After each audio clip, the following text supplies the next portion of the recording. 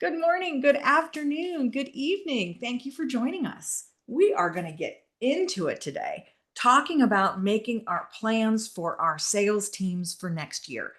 We've had nearly 200 folks register for this. I know some of you are going to be watching it on the replay.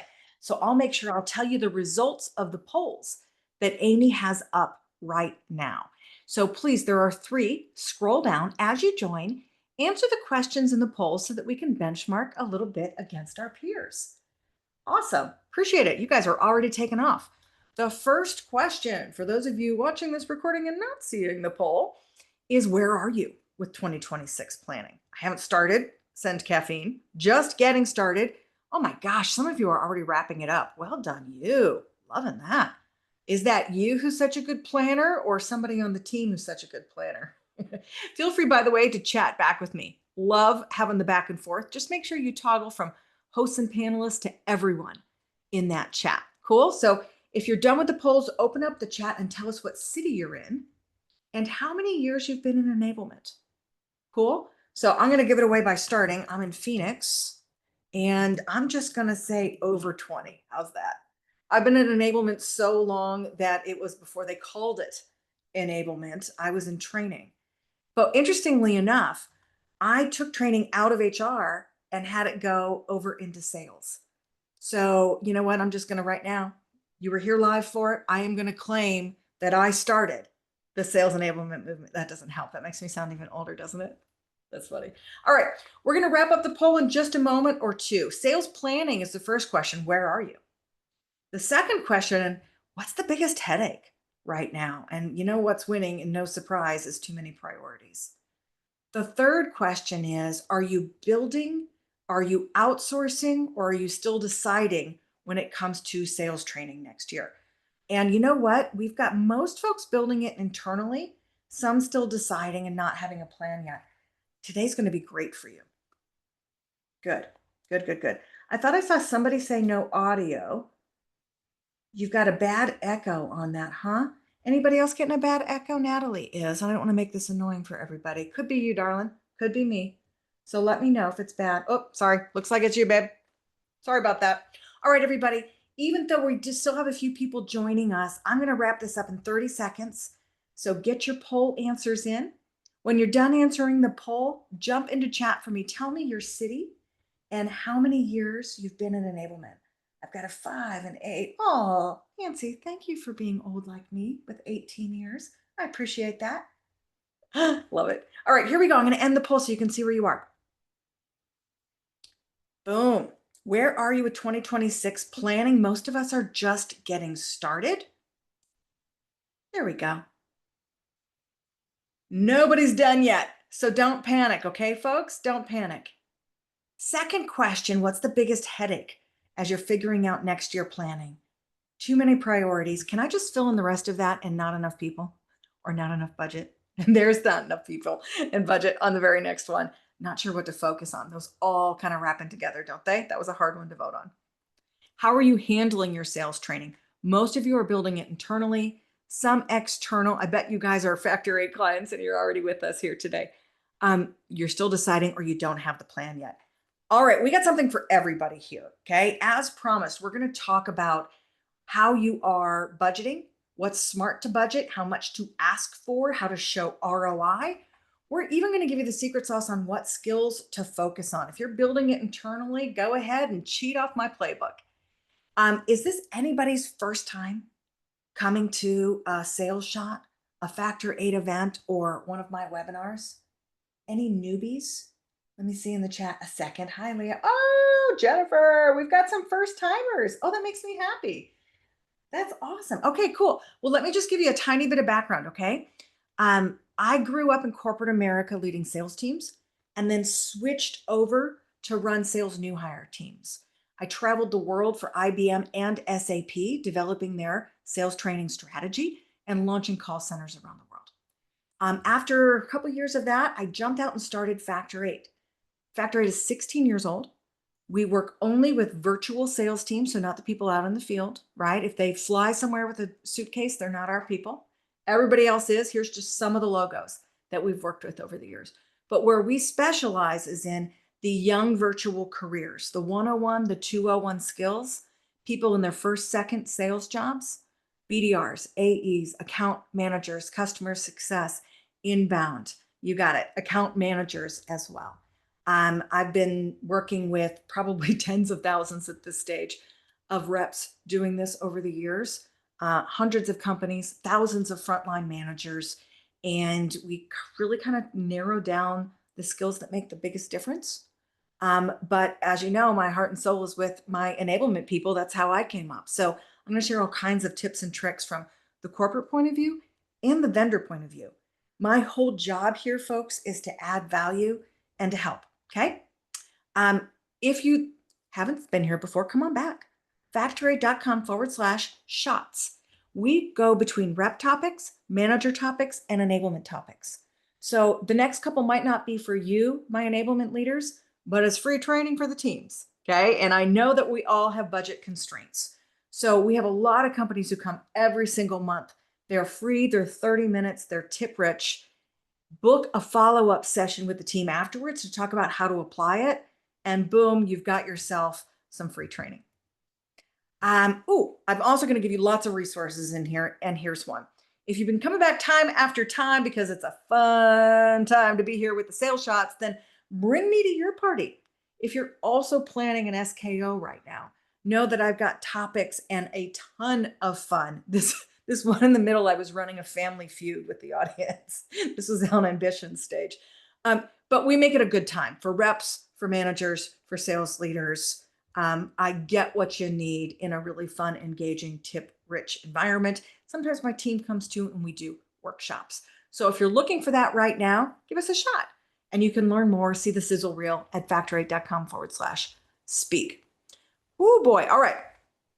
If you love learning and benchmarking against people, you're going to love our next sales shot. It's the results of this survey, and it's only open for a couple more days. So pretty please, in exchange for all this free, great resources I'm giving you, go take the survey right now. You can stay anonymous, but by taking the survey, right, you know that you're in our list and we're going to be sending out the results. And come back and listen. I'm going to have a really cool panel of a whole bunch of women leaders in sales talking through these results. Like interesting things, people's favorite AI tools. You're going to want to know that, right? Don't just start trying them all. Get the tips. How much people are working from home, what the biggest challenges are, how they really feel about their boss, some neat insights that you can use as you're building your plan. And I really, really appreciate you helping us get over 500 responses to this. Yay! All right. Announcement. Some of you are in line for this. So we have been certified at Factor 8 to do apprenticeship training, sales apprenticeships. It's a federally recognized certification. Pretty cool, right? Like literally it's an apprenticeship now, sales. So they have like stamped all of our curriculum. We can help companies get this, and it comes with grant money, but we spent it. I'm really thrilled to announce that we gave $600,000 of free training away this year. If you'd like to get in line for next year, go to factor8.com/PSC. It is real, right? Like grant funded sales training that could solve some of your budget issues. Here we go. Sales shot number 1. I want you to check your ratio. We're starting with budgets because that's what we're all talking about right now. Okay. Go and ask the leadership, please, what the budget and line item for training is per rep. I will tell you that more than half of your leaders will not have one. Okay. And that's how budgets work. They have a line item for recruiting. They have a line item for tools. Where's the line item for training per rep? One of the best things you can do as leaders is get in there and fight for that. Okay. Now I want you to take a look also at what is the ratio compared to the tools. Take a look at the ratio for rep versus manager. I'm going to give you stats on all 3 of these about where they should be. But this is the sad reality that right now, and I'm telling you, this is going to double in the next year. They spend 5 times more on tools than training. And my enablement people, you own the tools as well, right? And you know what it's like. It's like giving a baby a chainsaw. We're giving reps more and more and more tools to get things out there efficiently at scale. And yet they're missing some of those basic skills. If you want to get done everything you need and arm your managers and yourselves with what you need to get results, you got to get it in the budget. So start getting out there and talking to your leaders about how reps are not looking for more tools, they're looking for more skills. Okay. Go and teach them. All right. So let me ask this question in chat to everybody here. The AI tools, right, that we're all investigating, we're all starting to use, you're bringing them on in 2025. Does that mean you think that your reps are going to need more training or less training? Will AI increase the need for training for the reps or decrease it? Really can't wait to hear what you say on this. While that's coming in, Kaylee and Allie, thank you, are the first ones in there more. Yeah, I'm with you so far. I think so, right? I think that people are hiding from connection and conversation, and they have struggles to talk and connect with customers, and tools are going to go in the wrong direction for that, right? Some are saying increase most ways, others down. Inspect, expect. Joy, loving you. Yep, that's what we got to do. Here's something I've used to educate leaders about getting a training budget, and I want to give it to you so that you can use it to get out there as well. Okay. Every one of your leaders out there, whether it's the CEO, the president, the CRO, whoever you're rolling up to, they know the big three when it comes to performance, right? You have three major levers. Can anybody fill in the blank? What is that first P? Blank, process, and technology.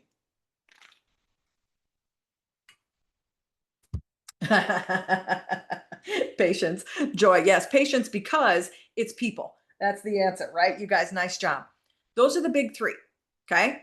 Now, if we're going to translate that into what that actually means, when we have a great sales process, it's about consistency. When we have great tools, they're usually about efficiency, right? I've got 300 very efficient AI generated emails sitting in my inbox right now. Unfortunately, none of them are quality. When we talk about people, we're talking about quality.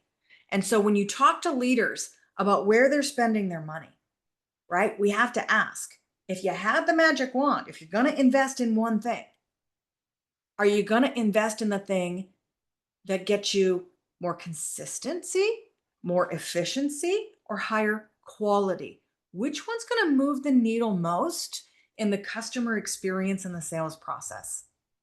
And when we look at it like that, I think that quality wins, right? I see a lot of light bulbs go on in that conversation. Here's another really fun analogy. When we talk about really great tools, I've been approached by 5 or 6 different places that want to put our curriculum and thought leadership into real-time coaching tools, right? Is anybody looking at real-time coaching tools right now? Like the AI is watching what's happening and it's going to pop up what the rep needs to do or say. I'm really nervous about that. I just don't think it's a really great direction. I pictured this analogy. Okay. Imagine if you had pop up coaching in football, right? Like AI's in the helmet of the QB saying, ooh, I'm reading the defense. I've seen the past game tapes. You need to juke right and Hail Mary down the left side. I just made that up. I don't know if that's a real thing in football or not. But imagine it says that, right? The only people in the world who could take that real-time coaching are the people on this screen, the greatest QBs of all time. Okay. Why? Because they've mastered everything else in the game. They are living in it in real time. Real time AI generated feedback takes mastery. And sadly, most of us with sales people, it's kind of a peewee league, right? It takes 10,000 hours to master something. When most reps hang up the phone after we do cold calls together and I ask them how it went, half the time they can't even answer it because the game is still coming so fast. So when we tell somebody what to say right then, we're not building confidence and we sure as hell aren't building competence. And I don't think they really have the skills to use that. Sadly, I think it also means it's going to devalue our sales profession. So a little bit of a rant, but here's my suggestion. Shot number 3, just like liquor before beer, never fear. Train them first, then give them the tools. Build some of the skills and the fluency and the mastery, folks, then give them the tool to make it easy. When we give them the tool first, we're not building this. So is anybody else a brain nerd like me? Like I love learning about how people learn and what's happening in the brain. Okay. There's this thing called active recall. It's why old people used to use flashcards. Mastery is building a very wide neural pathway in the brain that helps people recall things faster, like making a real-time decision to juke left and long bomb down the left side, right? Making a real-time decision to pivot and ask the customer a question about, the industry. If you're going to put that into sales terms, to be able to pivot, they've got to pull information very, very quickly out of their brain, and that requires mastery. Think of it like a path, right? When we do something once or twice, it's a teeny tiny. More, we're getting a path. If I've recalled it and practiced it and drilled it and I've done it 100 times, I've got something paved with curbs. Now I can use a tool and I can use it to make me better instead of hiding behind it. I hope that's helpful for you guys. I'm just going to tell you that in the past 7 years, we've seen technology make a really big play in sales, haven't we? All of these cadence tools, as they've gone up, what's happened to your talk time? I had a client, we went out and did what am I trying to say? A benchmark, right? We were doing a needs analysis with them. Well, you got to start that way. You guys know that. And we were looking at what they wanted to change, and it was talking to more customers. And I said, well, where are they at? And they said, well, 72. I said, 72 calls in a day for 15 people? That's not bad. That's better than some. And they said, no, they're at 72 for the year. This was Q2. Talk time is going down. Is anybody else seeing this? Is anybody seeing talk time go up in their orgs? Put up in the chat if you're seeing it go up.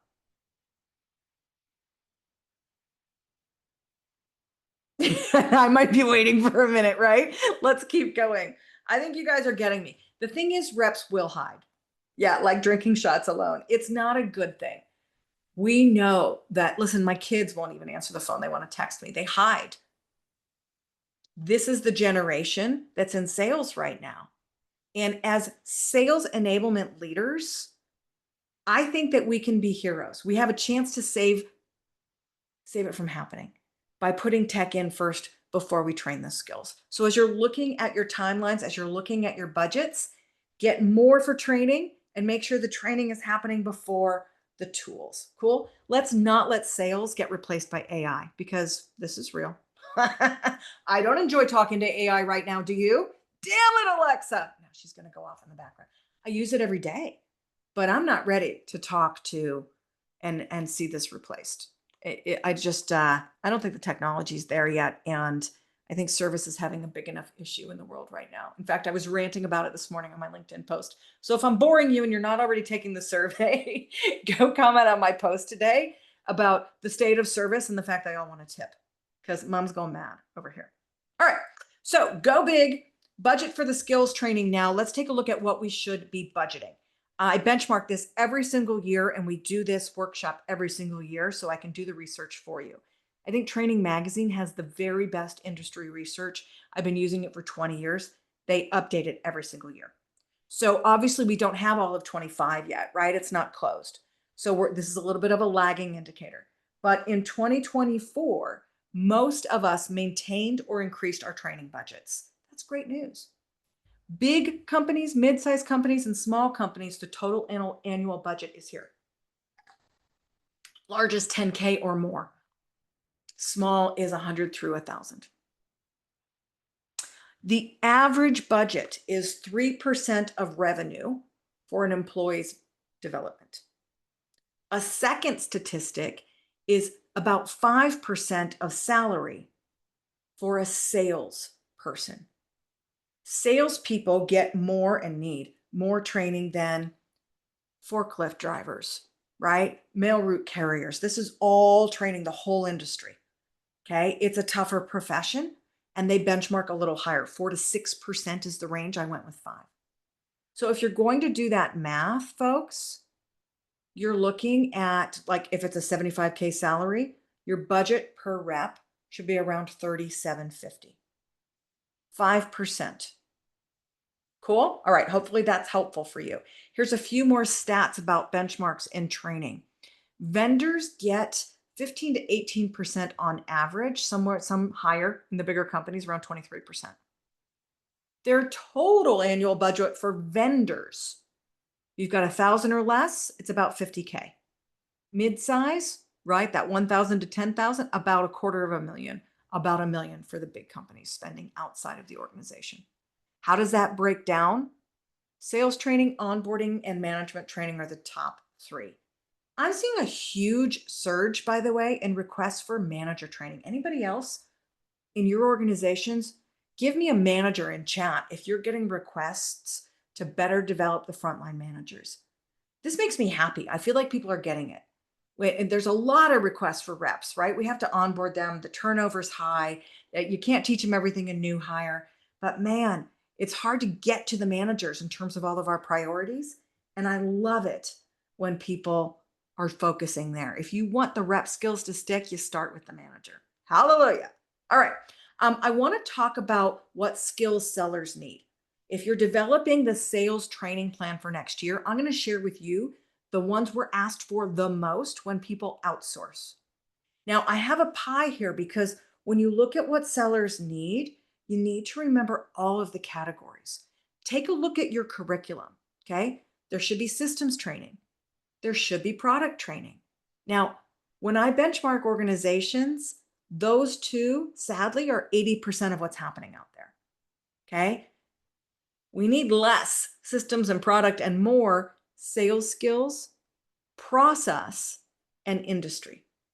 Cool? So make sure you've got all of those covered in your curriculum. I'm going to focus in on sales. It's the easiest one to outsource because it's pretty tough for somebody else to teach your product or how stuff gets done, right? Or your very niche industry. Sales, you can find great expertise out there that increases credibility with your frontline sellers and managers. That's the hard part, right? Manager buy-in and reps applying things, we all struggle with that. So I'm lucky to wear the vendor hat now because I see much more buy-in and credibility than when I was developing and rolling it out for SAP. Okay, take pictures of these screens. Yes, we'll send it out afterwards. These are the top 10 skills by role. Okay, of course, you're going to see prospecting on our BDR SDRs. They also need a lot of help qualifying leads, getting new contacts, organizing their days. It's really about that front end.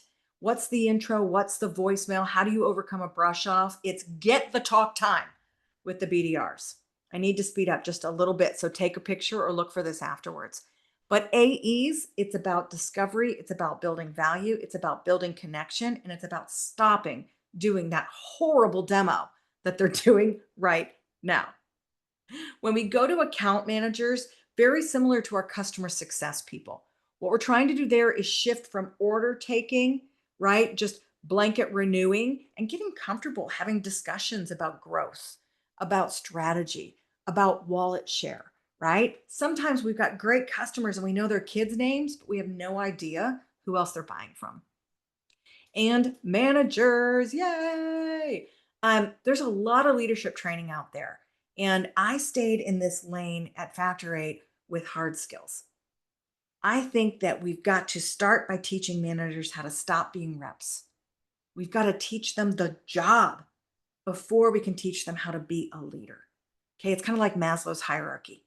These are the management survival skills that make massive differences. We've actually seen rep conversions go up by double digits by just working with managers. It's crazy, right? Now, here's the other thing we wanted to talk about. We put this up in the description because everybody's asking. How do we keep it alive? I know the struggle. And guess what? Yes, managers are the key. And there's a whole separate webinar on how do you get managers to engage. I have been cracking that code for 20 years, and I've got some beautiful sauce around that. Though I think we probably even have blogs and past webinars on that. Amy, if you're in the background, stick something in chat if you can find it for them, because we do a lot of work in involving managers. But here are my top 3 tips. The first one is, if you want it to stick, don't use video. I know it's cheap, and it's easy and it does not teach and it does not stick. You've seen the forgetting curve, folks. Videos are telling, they're not interacting. It's the same with this webinar. That's why I said if you're going to send your reps to a sales shot, book something afterwards where you can interact. That's where the retention goes up. Okay. Otherwise, they forget, folks, that is 90% by the end of the week. All of your work down the toilet. Now, these little bumps you see in the forgetting curve, that's where somebody went in and hit it again. That's why we want people to coach. Doesn't have to be the manager that's coaching, right? We can use AI for follow-up coaching. We can use videos for follow-up reminders. We can use vendors to come on in. We can use activities. I throw the book at it in Factor 8. If you're struggling to get people to understand this, I'm going to give you something you're going to love. Sales leaders are famous for coming and saying, hey, I need negotiation skills and also pricing and objection handling, and you can have 10 minutes. No one's going to retain that in 10 minutes, right? So I tell sales leaders that training is like going to the gym. You're not going to take your fat little body to the gym once over the weekend for 10 minutes and get the results that you need. The brain and learning is the same thing. Light bulbs go off when we teach them that. Most of our leaders didn't come up with great training. They don't get it. We got to teach them. So I use this analogy, the 3 hits. We can tell them at the beginning with a video, even better from the leader. But then we got to interact. We got to get like into the group class. We got to watch other people do it. We got to try it. We got to lift it. We got to get engaged, right? We can't learn to skateboard by watching a video. And then the third thing we do if we really want to master it is we get one-on-one feedback. That's like the personal trainer, okay? Present, facilitate, coach. That's the key to making things stick. Now, how do we measure if it worked? ROI, it's like a dirty word in our industry, isn't it? We all want it so bad and it's so hard to get. So we've got a blog that's really going to help. This is every single thing that you could measure by role. Don't try to do them all. Figure out the role that you are training and go pick one of these and get the benchmarks. Get the baseline data. Please, please, please. Okay? It's going to help you. The number one thing I can tell you about proving ROI is go back to the last 90 days and get an average baseline so that you can measure the results afterwards. It could be an easy leading indicator like talk time. When we're teaching BDRs, these basic cold call prospecting skills, we'll see talk time double. We'll see talk time per call double. Those are amazing ROI proof points. Now, was it only training? No. So here's your clue, contributed to. That's all you got to say. All right. Now, I want to talk to you a little bit about getting managers involved because managers can be a bottleneck, not just to us training the reps, but to the company growing. It's so critical to develop those managers. And only 2 or 3 of you told me in here that you're focused on managers. If your company is growing next year, here's where I want you to prioritize your budget because they are the bottleneck. When there's rapid growth, managers are hiring for other people's teams. Somebody who was on Bob's team today gets transferred over to Susan's team. They skip around. And by that third move, reps are done, man. They are done. Why? We are inconsistent in how we performance manage. We are inconsistent in expectations. We are inconsistent in how we engage with them, coach with them, and develop them. And so the rep just sits back, does as little as possible, and waits to be moved again, right? Not to mention pipeline and how we are measuring that. So the inconsistencies kill growth. If you have a growth goal next year in terms of your rep headcount, get manager training number 1. If you're going that direction, use our free playbook. Okay. Amy's going to put that in the chat for you as well. Lots of resources I'm going to give you in our last minute. Okay. The playbook is something that you can go and steal to help you scale the management growth. If you can't build it, you can come in and get it from us. There's a couple different ways if you're looking for management job training, because not a lot of places provide this. Okay. If you just want to do the online, which I think is only step 1, But if you only have the budget for it, or you can coach it yourself, because I put all the tools in the bar for you, you can get an entire certification for these roles, including manager, folks. With this discount, which is our biggest one, it's under 500 bucks. It's amazing. You can spend a little more and get an all access pass and get access to all of those skills that I just put on all of those slides. If you're looking to develop managers and you don't have many, because, right, it's not going to hit your budget if there's 3 managers in your organization, then I'm going to invite you to please be part of Girls Club. Do I have any Girls Clubbers on the call? Give me a yes in chat if I have some Girls Club folks in here. It's my passion project I've been running for 7 years. And next year, we are going to be rebranding because everybody needs equal access to everything, which means we will be accepting a few good men, which is exciting. We've been asked every single year, where can I send my male managers? And now you can come and be part of this. We have a cohort that starts in January. This program is run at cost. This is the least expensive management training you're ever going to find. And the results are astounding. Look at the numbers on the screen. 96% over 7 years would recommend this program to a friend. Isn't that awesome? The graduates of this program take off like rockets because we don't just do the management skills. We give them a mentor. We give them confidence building. We show them role models and thought leaders and make them part of this community that supports them, where they can share best practices and fears and failures and all the things. Okay. So it's not just for existing managers. We love high potential, especially women, individual contributors thinking about getting into management. There are even scholarships available for this. So if you can think of somebody who's a killer rep who should be in leadership, whether they're on your team in enablement, yes, we have enablement people every year, or somebody in sales, I would love for you to get them involved in this. My goal is to get more women at the top. All right. Enablement, folks, I'm going to give you one more resource. Last year, I started giving away our curriculum.